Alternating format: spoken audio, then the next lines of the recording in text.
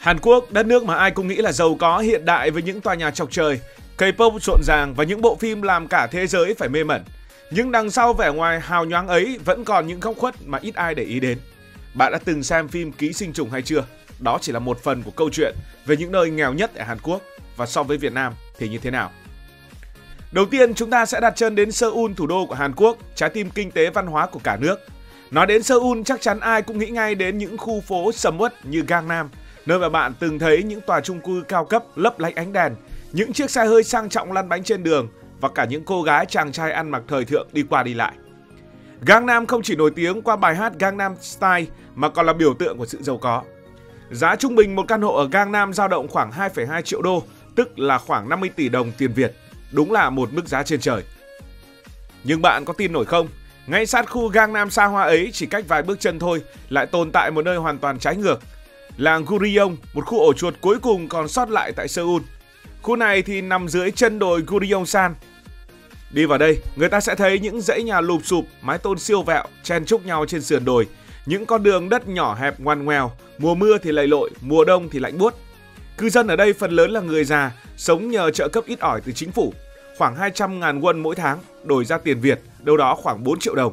Với số tiền này thì sống ở đâu cũng khó chứ đừng nói là sống ở Seoul, vì giá cả ở đây đắt kinh khủng. Một bữa cơm bình dân cũng phải khoảng 8.000 won, khoảng 150.000 đồng, chưa kể tiền thuê nhà và tiền điện nước. Mình đọc được một số con số mà thấy xót xa. Theo thống kê vào năm 2021 của chính quyền Seoul, khoảng 2.000 người đang sống ở Gurion và nhiều người trong số họ đã ở đây từ những năm 80 của thế kỷ trước, khi Seoul bắt đầu phát triển mạnh mẽ. Hồi đó, thành phố đã đẩy người nghèo ra khỏi trung tâm để nhường chỗ cho những dự án lớn, và thế là họ dạt về đây, dựng tạm mấy căn nhà để ở. Họ gọi nơi này là làng mặt trăng vì nó nằm chênh vênh trên đồi, như cách người dân nơi đây bị đẩy ra rìa xã hội. Ngay cạnh đó là những tòa nhà cao tầng trị giá hàng triệu đô, mà chỉ cần bán một căn thôi là đủ để cả ngôi làng này sống sung túc cả đời. Mà không chỉ có vậy, Gurion còn đối mặt với nguy cơ bị xóa sổ. Chính quyền Seoul đã nhiều lần lên kế hoạch tái phát triển khu vực này, nhưng mỗi lần như thế lại vấp phải sự phản đối của người dân. Họ bảo nếu bị đuổi đi, họ không biết sẽ sống ở đâu vì chẳng đủ tiền để thuê nhà ở chỗ khác. Đúng là những nghịch cảnh ngay tại Hàn Quốc. Rời Seoul hoa lệ, chúng ta sẽ đi xa hơn một chút, về các tỉnh nông thôn như là Bắc Jeongla và Nam Jeongla nằm ở phía tây nam của Hàn Quốc. Nếu Seoul là trung tâm kinh tế với GDP bình quân đầu người lên đến khoảng gần 40.000 đô la Mỹ một năm, thì các tỉnh còn lại có thu nhập thấp hơn hẳn, chỉ bằng 2/3 Seoul, thậm chí là thấp hơn. Sự chênh lệch này là quá lớn. Ở Bắc Jeongla, mình tìm hiểu thì đây là vùng đất chủ yếu làm nông nghiệp với những cánh đồng lúa trải dài bất tận, những ngôi làng nhỏ nằm nép mình bên sườn đồi. Nhưng nông nghiệp giờ không còn là cần câu cơm ổn định nữa. Người trẻ thì đổ lên Seoul hoặc Busan tìm việc, còn người già thì bám lấy đồng ruộng. Một số con số thống kê từ báo chí Hàn Quốc chỉ ra rằng thu nhập bình quân của một người nông dân trong một năm chỉ đạt 10 triệu won, tức khoảng 180 triệu đồng. Trong khi đó, chi phí sinh hoạt ở Hàn Quốc thì cao ngất ngưởng. Một bao gạo 10 kg cũng có giá đến khoảng 30.000 won, tức khoảng 550.000 đồng. Với thu nhập này, sống ở nông thôn còn khó, huống chi là tìm đường lên thành phố. Còn ở Nam Jeongla, tình hình cũng chẳng khá hơn là bao. Đây là một tỉnh ven biển, có nhiều tiềm năng về du lịch và thủy sản, nhưng kinh tế phát triển rất chậm. Một số huyện có tỷ lệ người cao tuổi chiếm đến 40,5% dân số như là Gwangjang và Nam Jeongla. Người già thì nhiều, còn phần lớn thì lại phải sống trong nghèo khó. Theo báo cáo của Hàn Quốc, 43,4% người trên 65 tuổi ở đất nước này sống dưới mức nghèo tương đối, tức là thu nhập dưới 50% mức bình quân của quốc gia.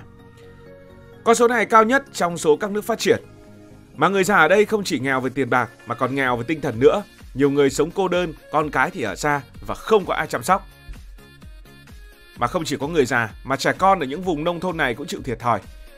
Bộ Giáo dục Hàn Quốc năm 2022 thống kê cho biết tỷ lệ trẻ em bỏ học ở các tỉnh nông thôn như là Nam Jeongla cao hơn khoảng 1,5 lần so với trung bình của cả nước.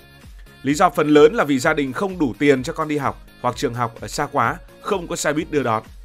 Các bạn có thể nhìn thấy, sự chênh lệch nó không chỉ là chuyện tiền bạc mà còn ảnh hưởng đến cơ hội học hành, phát triển của các thế hệ sau nữa. Giờ hãy quay trở lại Seoul, chúng ta sẽ nhìn thấy một hình ảnh quen thuộc. Một hình ảnh mà có lẽ nhiều bạn đã nhìn thấy, đã nghe qua, nhất là sau bộ phim Ký sinh trùng đạt giải Oscar nổi tiếng, Nhà bán hầm hay còn gọi là Banchiha. Đây là những căn hộ nửa nằm dưới mặt đất, thường nhỏ xíu, chỉ khoảng 20 đến 24 mét vuông, giá thuê rẻ nên nhiều người lao động nghèo khó đã chọn ở đây. Một bài viết ở South China Morning Post có kể về một chàng trai tên Lee, 26 tuổi, sống trong một căn hộ ở vậy. Anh bảo căn hộ của anh chỉ có một cửa sổ nhỏ xíu, nhìn ra toàn thấy bức tường chắn ở cuối hẻm. Và anh nói đùa rằng, tôi có thể ngủ tới 3 giờ chiều vì chẳng có ánh nắng nào đánh thức tôi. Nghe thì buồn cười, nhưng mà nghĩ thì lại thấy xót xa. Giá thuê một căn hộ như vậy dao động từ 200.000 cho đến 500.000 won một tháng, tức là từ 4 đến 10 triệu đồng. Nhưng điều kiện sống thì cực kỳ tồi tệ, ẩm thấp, dễ ngập lụt và thiếu ánh sáng. Năm 2022, Seoul từng có những trận lụt lớn. Nhiều người sống ở những căn hộ bán hầm bị ngập nước, mất cả tài sản, thậm chí có người không qua khỏi. Còn theo thống kê của Yonhap, hãng thông tấn của Hàn Quốc, thu nhập trung bình của những người sống ở các căn hộ bán hầm chỉ khoảng 2,19 triệu won một tháng, tức khoảng 40 triệu đồng. Trong khi thu nhập trung bình của một gia đình ở Seoul là 4,73 triệu đồng. Các bạn có thể thấy chênh lệch cực kỳ rõ rệt. Mà giá nhà ở Seoul thì tăng chóng mặt. Một căn hộ trung bình ở Seoul từ năm 2018 là 600 triệu won, 2021 đã tăng lên gấp đôi, 1,2 tỷ won và bây giờ tiếp tục tăng thêm nữa. Một người lao động bình thường phải tiết kiệm tới hơn 60 năm mới mua được nhà, mà đấy là không chi tiêu gì luôn. Không chỉ là vấn đề về tiền bạc, sống ở những căn hộ bán hầm còn ảnh hưởng đến sức khỏe. Những người sống lâu dài ở những căn hộ như thế này có nguy cơ mắc các bệnh hô hấp và trầm cảm cao hơn khoảng 30% so với những người sống ở các căn hộ trên mặt đất. Lý do là sao? Bởi vì ở đây không khí trong nhà ẩm thấp, thiếu ánh sáng tự nhiên, dễ sinh nấm mốc và từ đó thì lại sinh ra nhiều bệnh khác.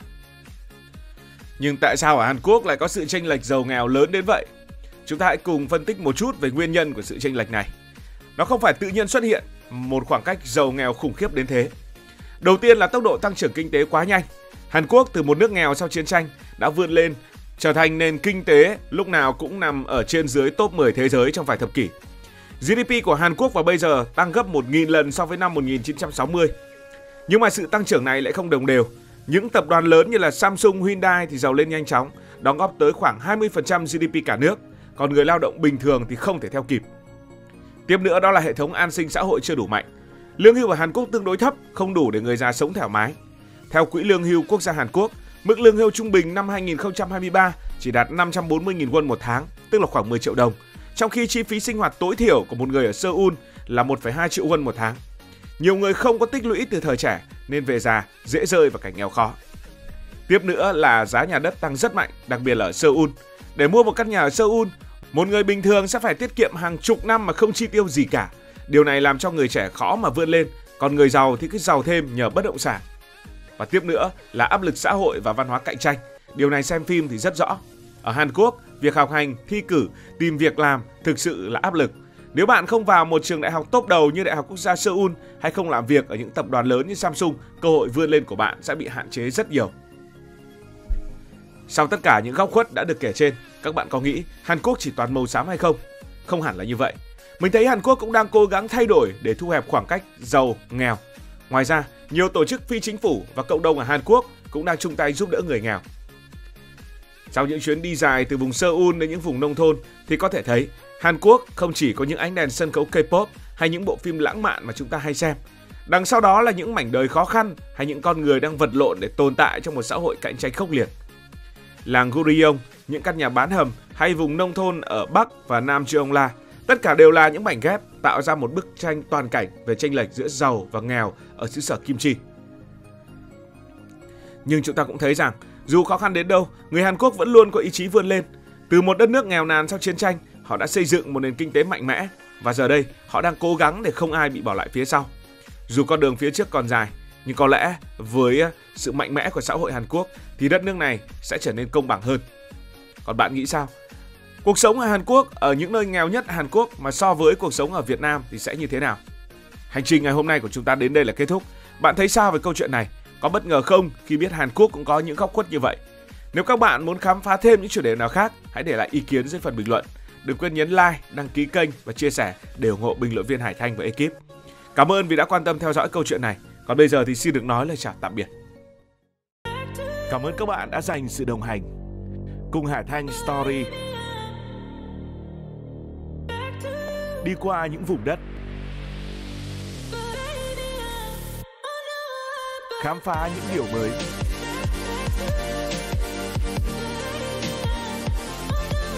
Đừng ngần ngại, hãy để lại những góp ý và xin được hẹn gặp lại.